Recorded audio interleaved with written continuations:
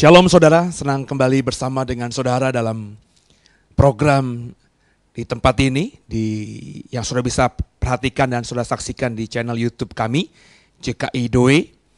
Dan dalam kesempatan ini saya masih akan terus mengeksposisi mutiara dalam doa Bapa kami. Saya akan coba membagikan apa yang saya dapatkan dalam kalimat-kalimat dan kata-kata yang terdapat dalam doa Bapa kami itu. Sebab di pertemuan-pertemuan sebelumnya, di seri sebelumnya, saya sudah mengajarkan kepada saudara bahwa doa ini bukan doa yang biasa. Ini bukan rapalan, ini bukan mantra. Ini doa yang dalam sekali. Sesuatu yang kita harapkan terjadi di masa datang, yang Tuhan Yesus ajarkan sendiri. Ini doa yang satu-satunya yang terdapat di Alkitab kita, yang Tuhan Yesus ajarkan kepada murid-muridnya. Jadi kalau saudara sudah memahami ini, saya berharap saudara menjadikan doa Bapa kami bukan sekedar menjadi doa biasa saja, tapi juga saudara pahami pengajaran di dalamnya. Terdapat kebenaran yang luar biasa di dalam kata-kata yang Tuhan ajarkan dalam doa Bapa kami ini. Dan di beberapa pertemuan sebelumnya kita sudah mengeksposisi tentang kata Bapa itu.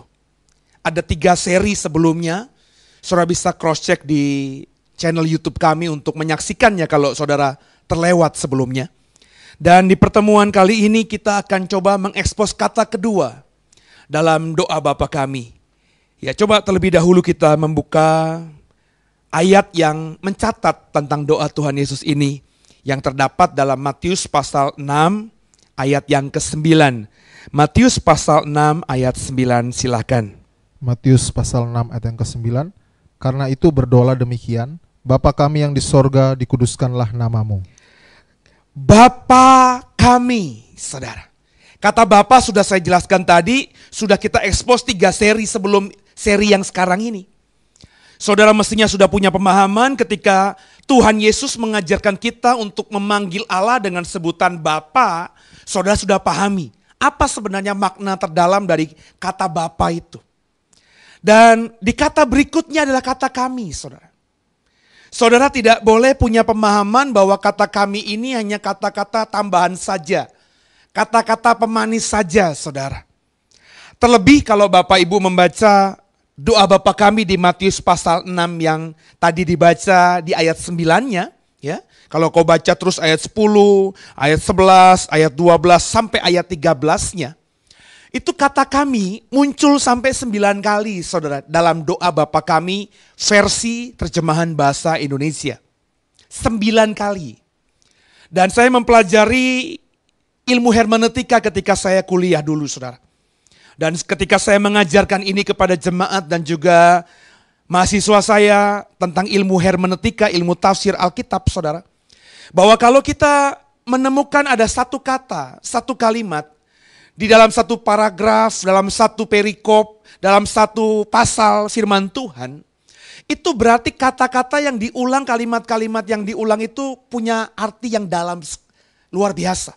Kata kami 9 kali kita temukan dalam seluruh kalimat yang Tuhan ajarkan dalam doa Bapa kami ini.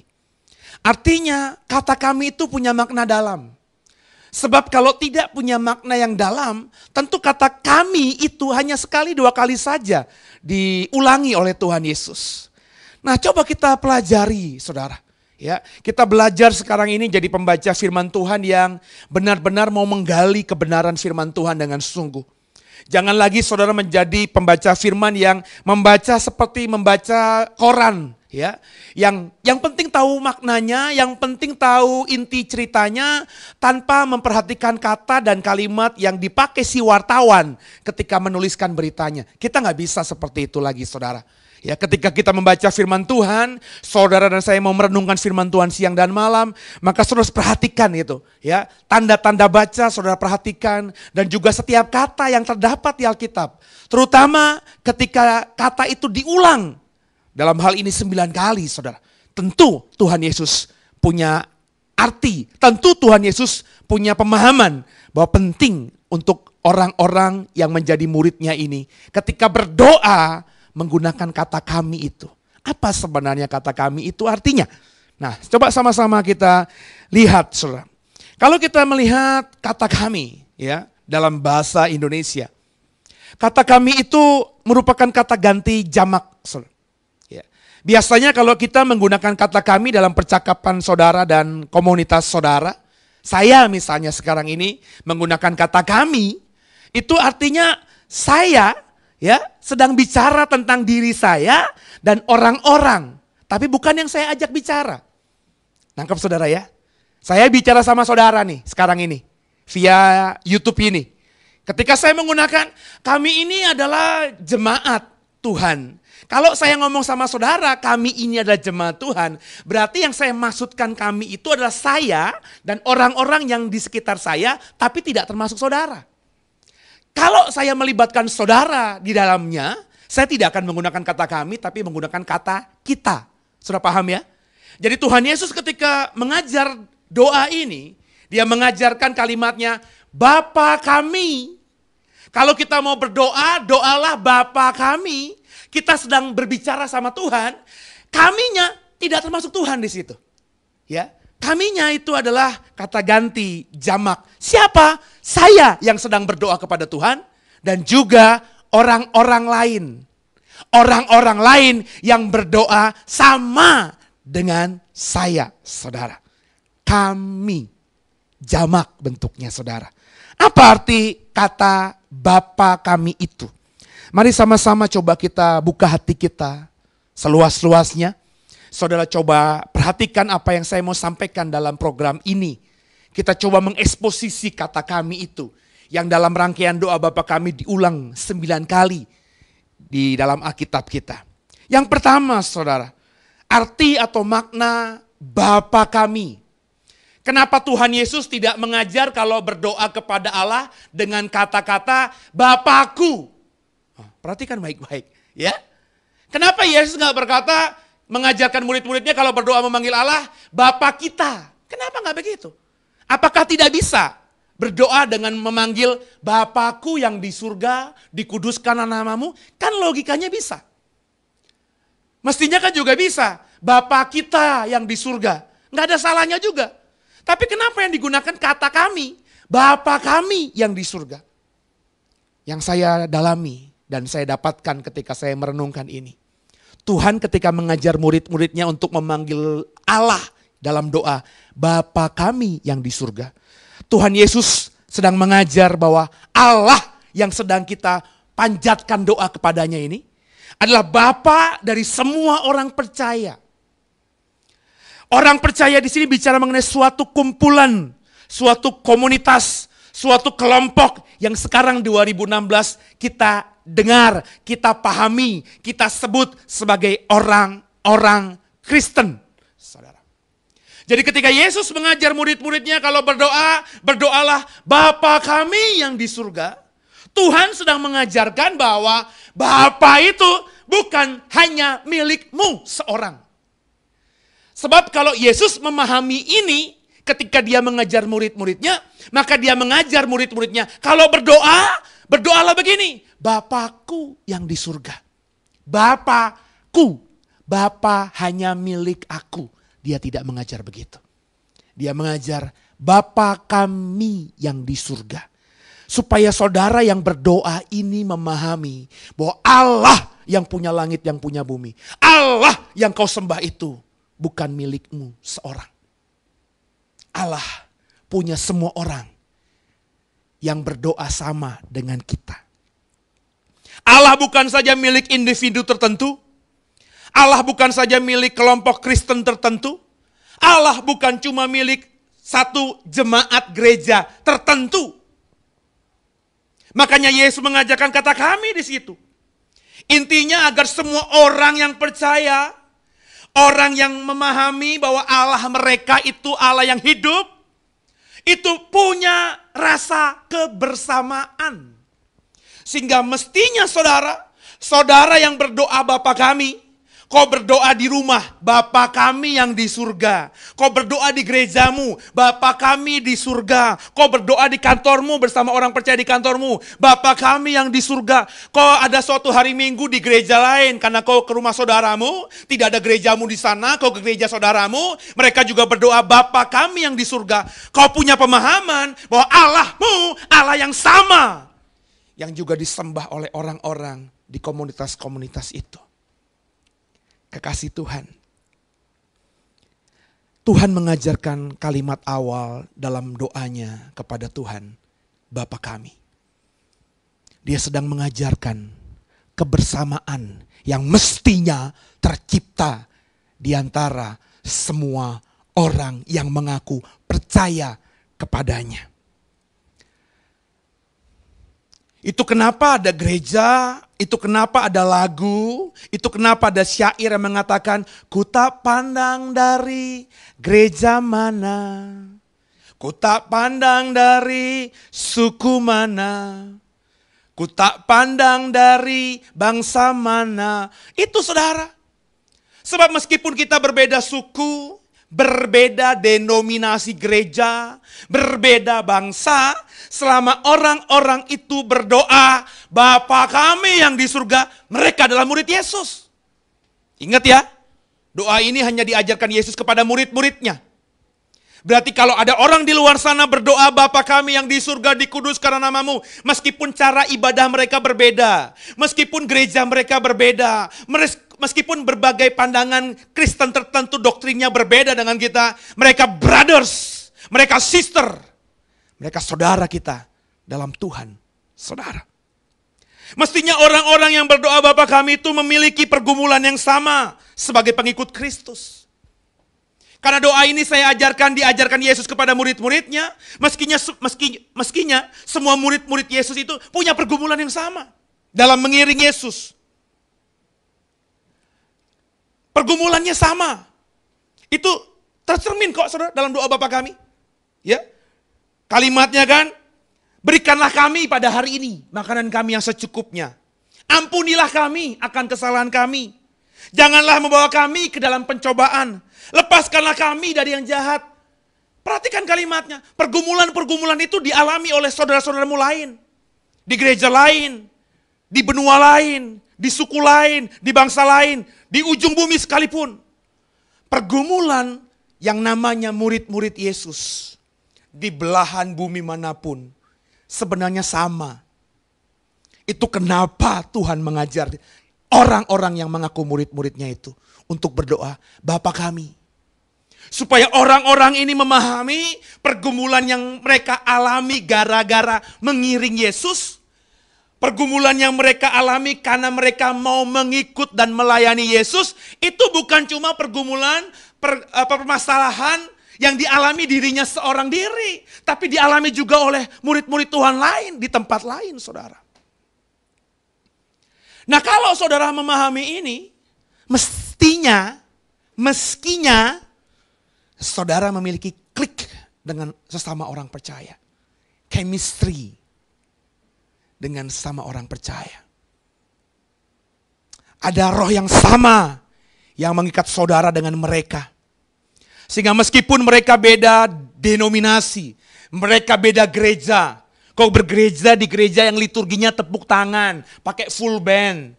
Sedangkan temanmu bergereja di gereja yang tidak tepuk tangan, yang hanya pakai piano. Meskinya itu gak menjadi halangan. Kau bergereja di gereja yang menekankan ketika menyembah Tuhan harus menyembah dalam roh, berbahasa roh. Sedangkan temanmu, saudaramu yang lain bergereja dengan tidak berdoa dalam bahasa roh. Mestinya itu gak jadi halangan juga. Kenapa? Karena baik dirimu yang bergereja di tempatmu sekarang maupun mereka yang bergereja di tempat mereka sekarang sama-sama berdoa, Bapa kami yang ada di surga. Tapi lucu kan saudara? Gereja yang sama-sama berdoa, Bapa kami yang di surga, dikuduskanlah namamu dan seterusnya itu.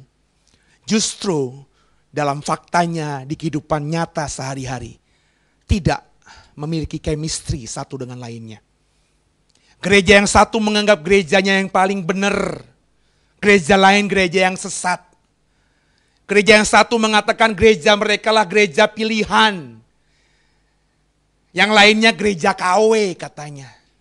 Gereja ikut-ikutan. Gereja mereka gereja yang dipilih Tuhan. Gereja lain bukan gereja yang dipilih Tuhan kata mereka. Padahal mereka sama-sama berdoa dan meyakini Bapa kami yang di surga. Ini ironis saudara. Mestinya sesama mereka, sesama kita yang berdoa sama ini memiliki pola pikir, memiliki isi hati, memiliki pergumulan, memiliki kesukaan, memiliki karakter yang sama saudara. Sebagai sesama murid Kristus. Gereja boleh beda. Denominasi boleh beda. Cara beribadah kita boleh beda. Nggak mungkin bisa sama. Saya yang orang Jawa, saudara yang orang Tapanuli.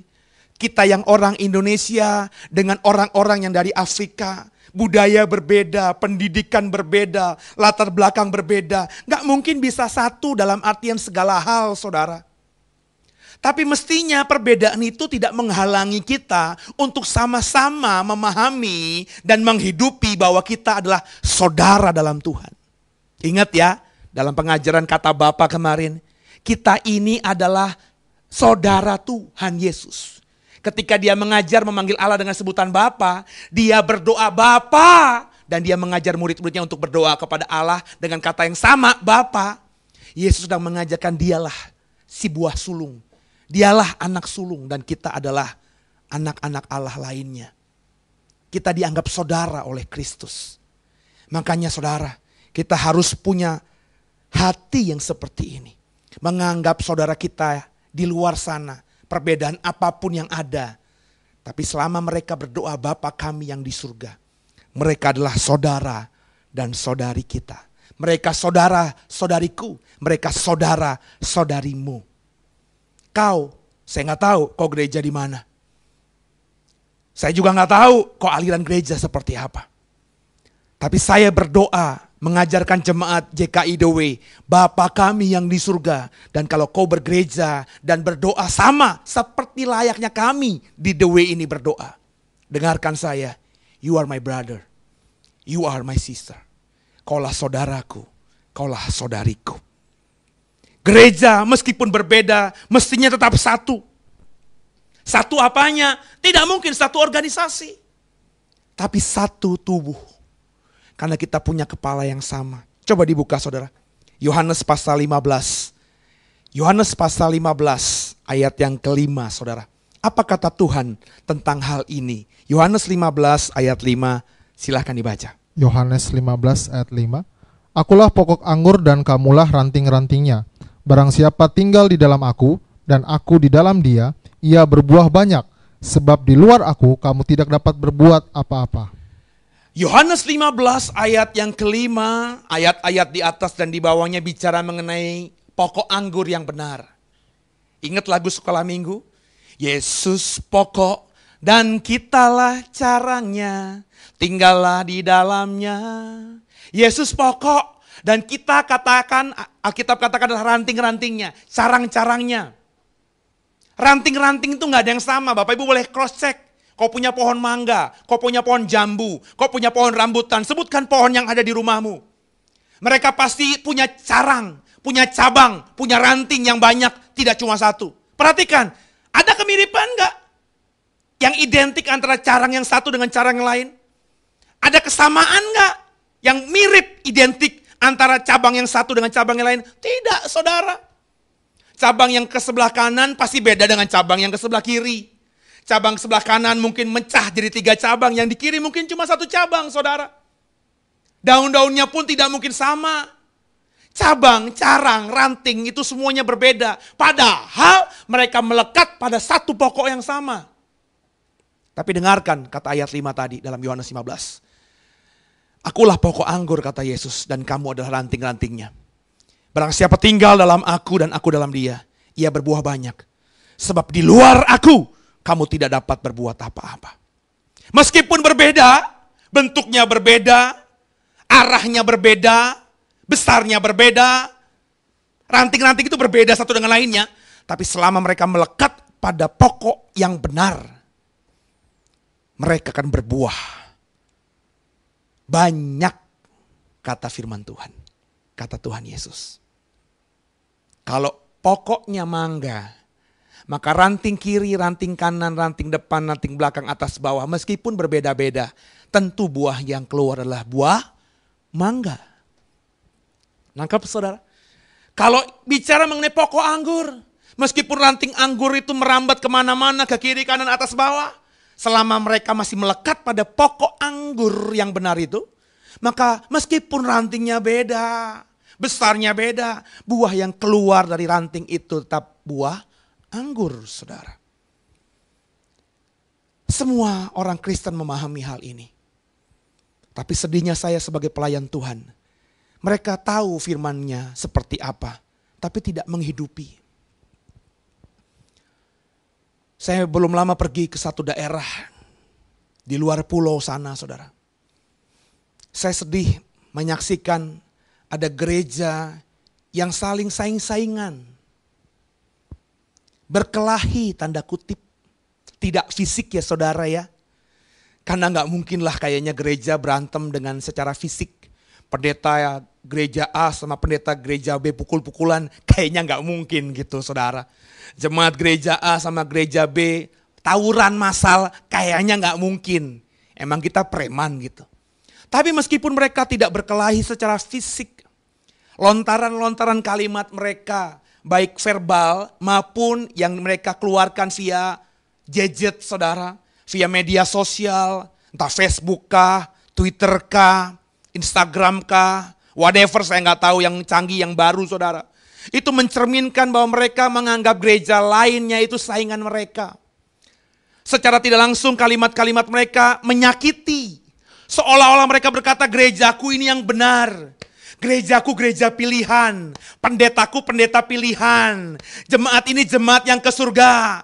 Gereja lain berarti kan tidak. Coba ada gereja tertentu yang berkata bahwa gereja kita ini gereja yang pasti masuk ke ruang Maha Kudus katanya. Diajarkan kepada jemaatnya bahwa merekalah gereja pilihan, gereja pewahyuan katanya. Saya nggak tahu terminologi itu dari mana munculnya. Seumur-umur hidup saya baca Alkitab bolak-balik gak pernah ada gereja pewahyuan saudara. Mereka bisa mengucapkan hal itu. Gereja kami gereja pilihan, dipilih Tuhan, gereja akhir zaman yang membawa jemaatnya ke ruang Maha Kudus.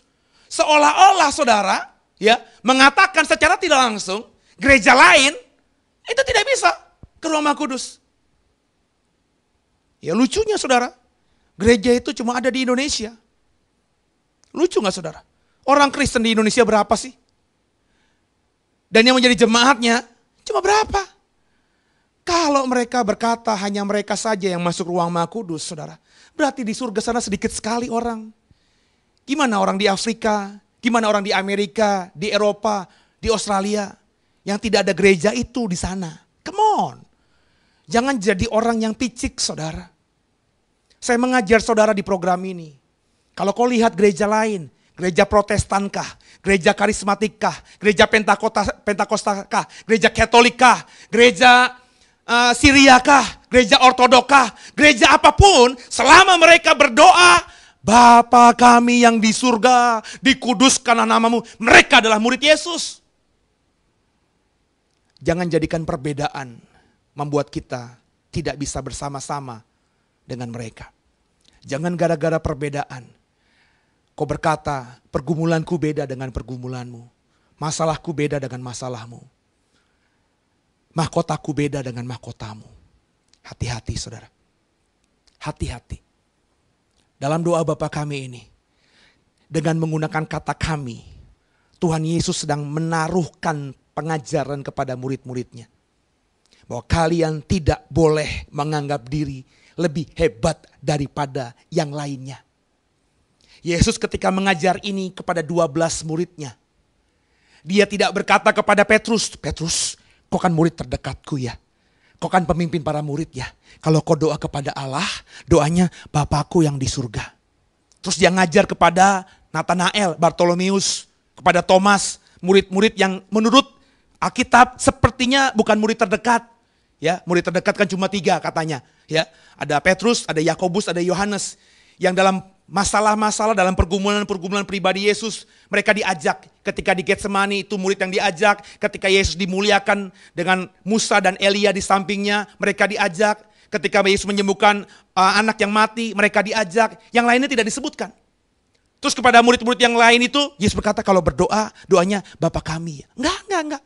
Dia mengajar Petrus, Yohanes, Yakobus, dan 11 murid yang lainnya dengan kalimat yang sama. Kalian kalau berdoa kepada Allah, berdoalah Bapa kami yang di surga.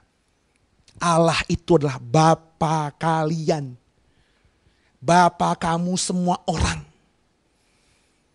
Itu kenapa kalau kau baca di Alkitab, 12 murid Tuhan yang mendengarkan pengajaran doa Bapa kami ini tidak pernah berkelahi satu dengan lainnya. Boleh cek dalam sejarah gereja. Tidak ada mereka saling sikut sana sikut sini. Berusaha menjadi orang yang paling populer. Yang mereka bangun gerejanya, gereja yang paling unggul, paling super. Tidak ada. Mereka rekan sekerja Allah. Yang sama-sama bahu-membahu. Susah sama susah, senang sama senang. Mereka hidup berbagi, gereja mula-mula kan seperti itu saudara. Kenapa bisa begitu? Karena Yesus mengajarkan ini. Kalau berdoa, Bapa kami, gak ada yang lebih hebat satu dengan lainnya. Jemaat A gak lebih hebat dari jemaat B, jemaat B gak lebih hebat dari jemaat C, dan seterusnya. Petrus tidak lebih hebat dari Yohanes, Yohanes tidak lebih hebat dari Yakobus, Yakobus tidak lebih hebat daripada Thomas. Semuanya sama. Mestinya gereja akhir zaman kau dan aku seperti ini. Waduh saudara, kalau gereja Tuhan seperti ini, indahnya bersama-sama melayani di ladang Tuhan yang sudah menguning ini. Nggak akan itu gereja satu curiga dengan gereja lain dan berkata gereja itu curi domba.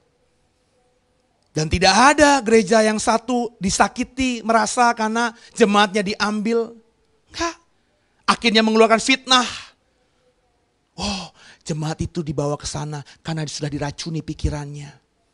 Dia bilang di gereja kita sekarang gak ada Roh Kudus. Gak akan itu, gak akan. Kata-kata yang saling memfitnah. Kata-kata yang saling menghancurkan. Kata-kata yang saling menjelek-jelekan. Dengarkan saya berani berkata. Kalau itu keluar dari orang yang mengaku Kristen. Orang ini belum kenal Tuhan Yesusnya secara pribadi. Sebab kalau sudah kenal Yesusnya secara pribadi. Dia tahu Yesusnya berkata, berdoalah Bapa kami yang di surga. Jadi tanggalkan itu bajumu saudara. Kalau kau tadinya menganggap diri kau berada di gereja yang paling benar, paling suci, paling malaikat begitu. Tanggalkan itu. Itu kesombongan. Itu ego yang secara tidak sadar setan masukkan untuk memecah belah gereja. Setiap hari Minggu nyanyi ku tak pandang dari gereja mana. Tapi cuma nyanyian kosong doang. Hatinya, pikirannya curiga dengan gereja lain. Ada gereja lain bikin gereja tidak jauh dari gerejanya, dicurigai. Ada gereja satu memakai pengkhotbah dari gerejanya, dicurigai. Ketika ada jemaatnya pindah ke gereja lain, dicurigai. Saudara, saya bingung sama gereja akhir zaman ini. Kalau ada pendeta seperti itu saya bingung. Yang disebut jemaatnya itu siapa? Apakah itu jemaatnya atau jemaat Tuhan? Dan kalau ada gereja yang kerjanya ngambilin jemaat orang lain juga saya bingung. Emang apa untungnya saudara buat gereja kita penuh dengan orang, tapi yang jemaat memenuhi kita itu diprovokasi oleh kita untuk tinggalin gereja lamanya dan pindah ke gereja kita. Berarti kalau kau masih melakukan hal ini, kau secara sadar atau tidak sadar, sedang berkata gerejaku yang paling baik, yang paling benar, yang paling suci, yang paling kudus. Dan dengarkan saya, kalau kau masih hidup di gereja itu, kau harus berpikir ulang, kau harus berdoa dengan sungguh. Apakah gerejamu itu gerejanya Tuhan sungguh apa tidak?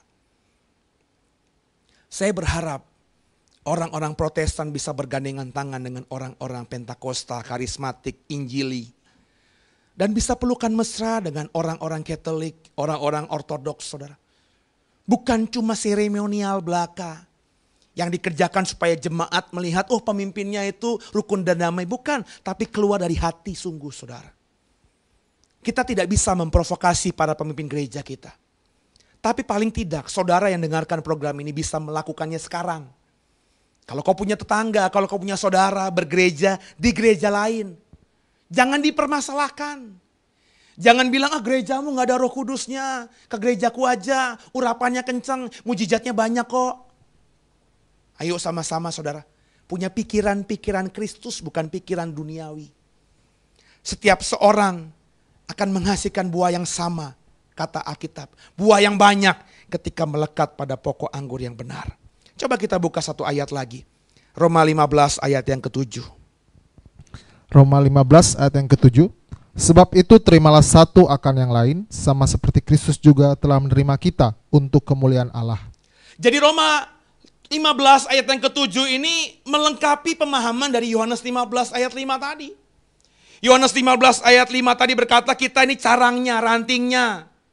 Tuhan Yesus. Kita berbeda-beda. Tapi kalau kita masih melekat pada pokok yang benar, pada Kristus yang sama, kau dan aku meskipun beda akan berbuah banyak. Dan Alkitab katakan di Roma 15 ayat 7.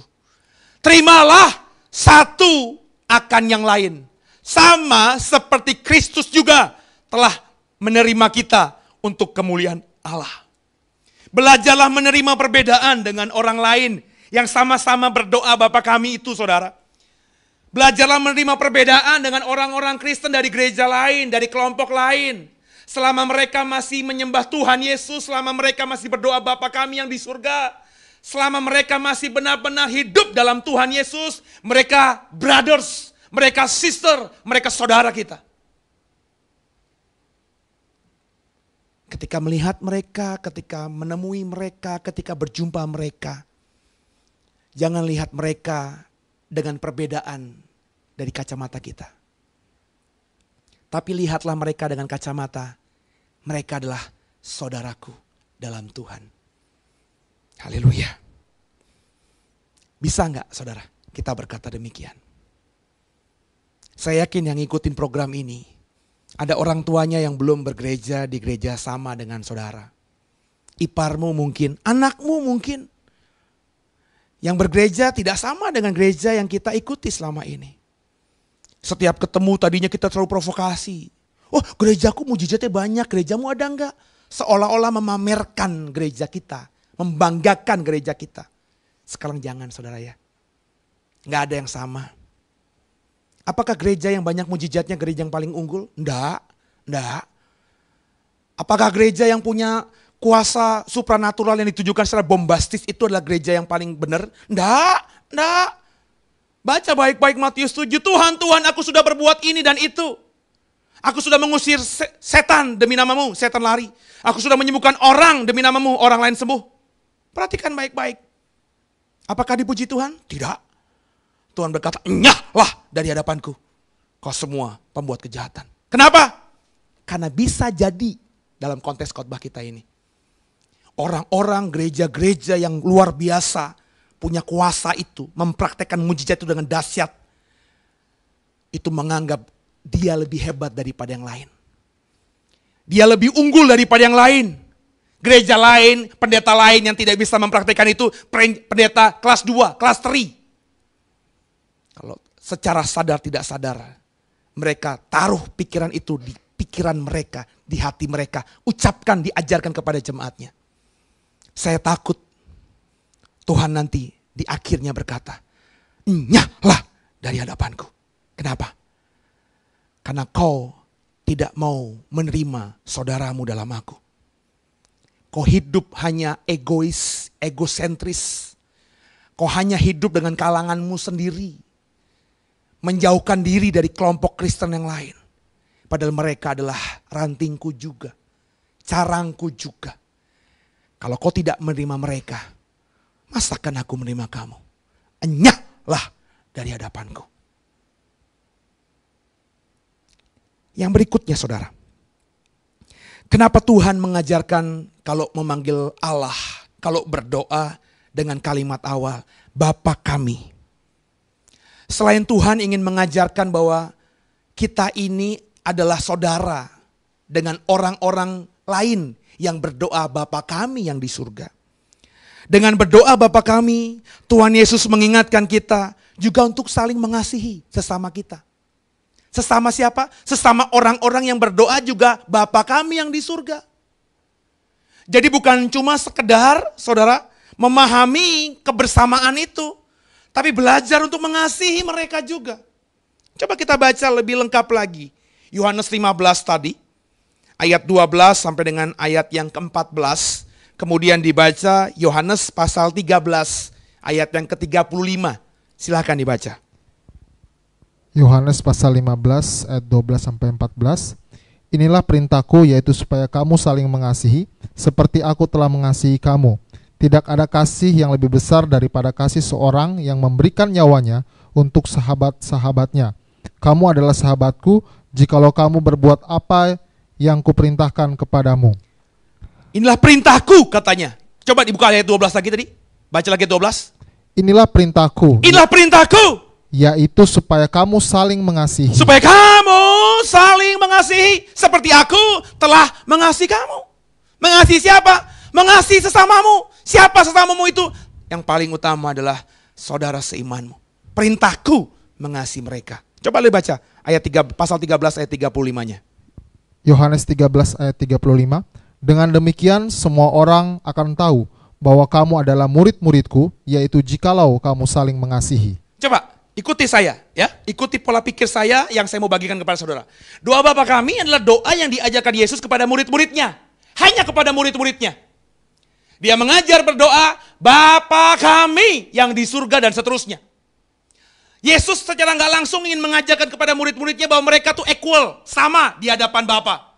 Tidak ada yang lebih unggul satu dengan lainnya, tidak ada yang juga yang lebih jelek satu dengan lainnya. Semuanya sama. Makanya kalau memanggil Allah bukan memanggil Bapakku, tapi Bapa kami. Bapa kami semua. Dengan harapan apa? Supaya murid-muridnya itu bersama. Punya chemistry yang sama, punya hati yang sama. Dan yang kedua tentunya, supaya murid-muridnya hidup saling mengasihi. Itulah perintahku, supaya kamu mengasihi mereka, seperti aku sudah mengasihi kamu. Di pasal 13 ayat 35 Yohanes dikatakan, dengan demikian semua orang akan tahu bahwa kamu adalah murid-muridku, yaitu jikalau kamu saling mengasihi. Selama ini apa yang terjadi? Orang di luar sana tahu kita adalah murid Yesus, orang di luar sana tahu kita adalah pengikut Yesus, orang di luar sana tahu bahwa kita Kristen karena aksesoris. Alkitab yang kau bawa, anting, kalung salib, tato salib. Sehingga orang di luar sana tahu, oh ini orang Kristen, pengikut Kristus. Ini gak benar saudara. Mestinya orang di luar sana, orang dunia sana tahu bahwa kita adalah murid-murid Yesus. Karena kau dan aku saling mengasihi. Kembali, contohnya gereja mula-mula. Mereka saling berbagi, saling berempati, saling bersimpati. Mereka ada makanan, mereka bagi sama-sama. Mereka ada kelebihan, mereka bagi sama-sama. Mereka punya ladang, mereka jual. Sebagian dikasih kepada murid-murid untuk dihidupi sama-sama, dinikmati sama-sama. Ada kebersamaan di situ. Sehingga gara-gara itu orang yang belum Kristen di zaman gereja mula-mula berpikir, kok gereja ini, kok orang-orang Kristen ini hidupnya bisa seperti ini ya? Mereka tertarik akhirnya saudara. Kebersamaan mereka, rasa saling cinta mereka, rasa saling mengasihi orang-orang percaya di gereja mula-mula menjadi magnet yang bisa menarik orang-orang dunia. Sehingga masuk dalam kelompok orang-orang percaya di gereja mula-mula itu. Itu yang harus Bapak, Ibu, dan saya kerjakan. Kalau kau saling mengasihi satu dengan lain. Kalau aku mengasihimu sungguh. Dan kalau kau sungguh mengasihiku. Orang di luar sana tahu. Kita saling mengasihi. Karena kita adalah murid Yesus. Mestinya yang hidupnya saling mengasihi itu adalah ciri khas karakter orang-orang Kristen. Bagaimana kita, saudara? Bagaimana saudara dan saya? Mengasihi yang seperti apa sih? Coba dibaca. 1 Yohanes pasal 3 ayat 16. 1 Yohanes pasal 3 ayat yang ke-16. 1 Yohanes pasal 3 ayat yang ke-16. Demikianlah kita ketahui kasih Kristus, yaitu bahwa ia telah menyerahkan nyawanya untuk kita. Jadi kita pun wajib menyerahkan nyawa kita untuk saudara-saudara kita. Nah, jadi mengasihi saudara-saudara kita itu menjadi ciri khas sehingga orang tahu kita adalah pengikut Kristus. Mengasihinya seperti apa? Seperti Kristus menyerahkan nyawanya bagi kita. Jadi kita pun, kata Yohanes, wajib menyerahkan nyawa kita untuk saudara-saudara kita. Menyerahkan nyawa itu gimana, Pak, Bu? Bukan berarti kita rela mati, ya, seperti yang dipahami sempit oleh para ekstremis, para teroris di luar sana. Bukan itu. Bukan semata itu.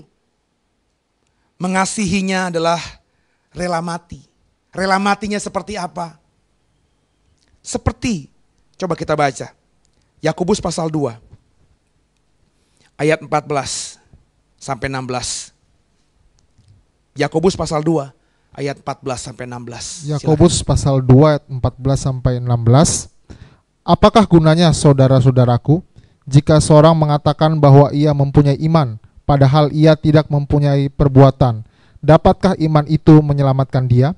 Jika seorang saudara atau saudari tidak mempunyai pakaian dan kekurangan makanan sehari-hari, dan seorang dari antara kamu berkata, selamat jalan, kenakanlah kain panas dan makanlah sampai kenyang, tetapi ia tidak memberikan kepadanya apa yang perlu bagi tubuhnya, apa gunanya itu? Itu. Menyerahkan nyawa bagi sesamanya seperti Kristus menyerahkan nyawanya bagi kita, itu seperti itu. Kau lihat orang lain di luar sana, saudaramu, gak punya pakaian, gak punya makanan, terus kau cuma bilang, ya Tuhan nanti berkati ya, Tuhan nanti akan pulihkan saudara, Tuhan akan berkati makananmu, Tuhan akan berkati pakaianmu. Apa gunanya kata Tuhan? Jadi jangan ngomong rela mati. Kalau kau cuma bisa seperti itu yang banyak dikerjakan orang-orang Kristen. Ada orang susah datang kepadamu, aduh tolong saya gak punya uang, anak saya begini, saya sakit, aduh tolong. Memang tidak boleh minta-minta ya kepada manusia ya. Tapi kalau ada saudaramu yang seperti ini dan kau tahu itu kebenaran, dia seperti itu memang dia terjepit, terpaksa. Dan kau cuma bilang, iya ya, nanti Tuhan berkati ya. Come on, apa gunanya itu? Harus gimana? Satu ayat terakhir, saudara. Kau harus camkan ini. Kalau kau benar-benar adalah murid-murid Yesus, kalau kau benar-benar mau mengasihi saudaramu itu, apa kata Tuhan soal hal ini? Matius pasal 25, ayat 31 sampai 46. Haleluya. Matius pasal 25 ayat 31 sampai 46. Apabila Anak Manusia datang dalam kemuliaannya dan semua malaikat bersama-sama dengan dia, maka ia akan bersemayam di atas tahta kemuliaannya. Lalu semua bangsa akan dikumpulkan di hadapannya dan ia akan memisahkan mereka seorang daripada seorang. Maka seperti gembala memisahkan domba dari kambing, dan ia menempatkan domba-domba di sebelah kanannya dan kambing-kambing di sebelah kirinya. Dan raja itu akan berkata kepada mereka yang di sebelah kanannya, mari, hai kamu yang diberkati oleh Bapakku, terimalah kerajaan yang telah disediakan bagimu sejak dunia dijadikan. Sebab ketika aku lapar, kamu memberi aku makan. Ketika aku haus, kamu memberi aku minum. Ketika aku seorang asing, kamu memberi aku tumpangan. Ketika aku telanjang, kamu memberikan aku pakaian. Ketika aku sakit, kamu melawat aku. Ketika aku di dalam penjara, kamu mengunjungi aku. Maka orang-orang benar itu akan menjawab dia, katanya, Tuhan, bila manakah kami melihat engkau lapar dan kami memberi engkau makan, atau haus dan kami memberi engkau minum? Bila manakah kami melihat engkau sebagai orang asing dan kami memberi engkau tumpangan, atau telanjang dan kami memberi engkau pakaian? Bila manakah kami melihat engkau sakit atau dalam penjara dan kamu mengunjungi engkau. Dan raja itu akan menjawab mereka, aku berkata kepadamu, sesungguhnya segala sesuatu yang kamu lakukan untuk salah seorang dari saudaraku yang paling hina ini, kamu telah melakukannya untuk aku. Dan ia akan berkata juga kepada mereka yang di sebelah kirinya, enyalah daripadaku, hai kamu orang-orang terkutuk, enyalah ke dalam api yang kekal, yang telah sedia untuk iblis dan malaikat-malaikatnya. Haleluya. Ya. Matius pasal 25 ini bicara mengenai khotbah Yesus di akhir zaman. Yesus di akhir zaman akan memisahkan kambing dan domba di kalimat-kalimat awal tadi. Kambing dan domba, saudara, secara kasat mata gak sulit untuk dibedakan karena suaranya sama. Semuanya sama. Tapi nanti Tuhan akan jelas, Sang Gembala Agung akan jelas bisa membedakan mana kambing, mana domba. Meski suaranya terdengar sama, sama-sama mungkin teriak, Tuhan, Tuhan Yesus, sama. Tapi Tuhan akan bisa bedakan mana yang kambing, mana yang domba benar. Dari apa? Dari karakter hidupnya, dari hidupnya ketika di dunia ini. Yesus berkata, kau sudah beri aku makanan ketika aku lapar. Kau sudah berikan aku baju ketika aku telanjang. Kau sudah berikan segala-galanya ketika aku tidak punya apa-apa. Muridnya bilang, kapan Tuhan kami lihat kau telanjang? Kapan Tuhan kami lihat kau lapar? Kapan Tuhan kami lihat kau tidak punya apa-apa? Ketika kau melakukan hal ini kepada orang yang telanjang, kau kasih pakaian. Ketika kau lakukan ini kepada orang yang lapar, kau kasih mereka makanan. Ketika kau lihat ada orang yang tidak punya tempat tinggal, kau kasih mereka tempat tinggal. Yang kau kerjakan itu kepada mereka sama seperti yang kau kerjakan untukku. Kau lakukan untuk mereka, kau lakukan juga untukku. Inilah yang disebut menyerahkan nyawa bagi sesamanya. Orang-orang Kristen yang berdoa, Bapa kami yang di surga, mestinya paham ini. Jadi kalau saudara sekarang ini menyaksikan ada gereja di luar sana yang ditutup, dihancurkan, bagaimana empatimu, bagaimana perasaanmu? Jangan-jangan takutnya saya, kok malah mensyukuri. Puji Tuhan, bukan gereja kita ya, itu gereja yang ditutup itu, gereja yang gak percaya Roh Kudus, gereja yang gak berbahasa roh, gereja yang gak percaya perjamuan kudus dan lain sebagainya, gereja yang tidak pakai full band. Saya sedih. Mestinya hancur hatimu. Kenapa? Mereka saudaramu. Kau harus mengasihi mereka. Dengan cara apa? Kalau gereja mereka ditutup, dibakar. Mestinya ya. Kalau gerejamu dekat di situ. Buka pintu gerejamu lebar-lebar. Bukan narik domba mereka ke masuk ke gerejamu. Tapi buka gerejamu. Bilang sama mereka, pakai gereja kami untuk ibadah. Kami ibadah jam 9. Pakai kalian jam 11. Silakan. Gerejaku, gerejamu. Meskipun kita beda. Kau gak punya gereja sekarang karena hancur dibakar. Pakai gereja kami ini. Because we are brothers in Christ. Berapa banyak yang seperti itu? Berapa banyak gereja-gereja yang punya gedung besar rela membuka pintunya bagi gereja-gereja yang tidak punya tempat ibadah.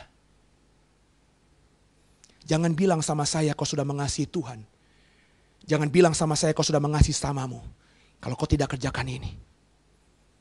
Inilah yang disebut menderita bagi Kristus itu. Satu ayat terakhir, Roma 8:17. Roma pasal 8 ayat 17. Menderita bagi Kristus itu level sampai sedetik ini. Sampai seperti ini. Saudara. Roma pasal 8 ayat yang ke-17. Dan jika kita adalah anak, maka kita juga adalah ahli waris. Maksudnya orang-orang yang berhak menerima janji-janji Allah. Yang akan menerimanya bersama-sama dengan Kristus. Yaitu jika kita menderita bersama-sama dengan Dia, supaya kita juga dipermuliakan bersama-sama dengan Dia. Yaitu jika kita menderita bersama-sama dengan Dia. Jadi kalau ada saudaramu yang susah, saudara jangan cuma bisa berempati. Aduh kasihan ya. Aduh rumahmu kebakar ya. Aduh kasihan ya. Saya doain ya supaya punya rumah lagi. Ada saudaramu sesama seiman sakit, tidak punya uang ke rumah sakit. Kau cuma datang, aduh saya doa ya. Kau punya uang padahal. Ini ironis sekali saudara. Mestinya kalau kau punya uang, kau bawa dia ke rumah sakit dong. Jangan cuma didoain doang. Udah napasnya Senin Kemis, gak punya uang, gak punya obat, gak bisa bayar dokter. Cuma kau doain doang. Saya tidak bilang tidak ada kuasa dalam doa. Tapi di mana kasihmu? Bawa dong ke rumah sakit. Sambil tentu kau doakan.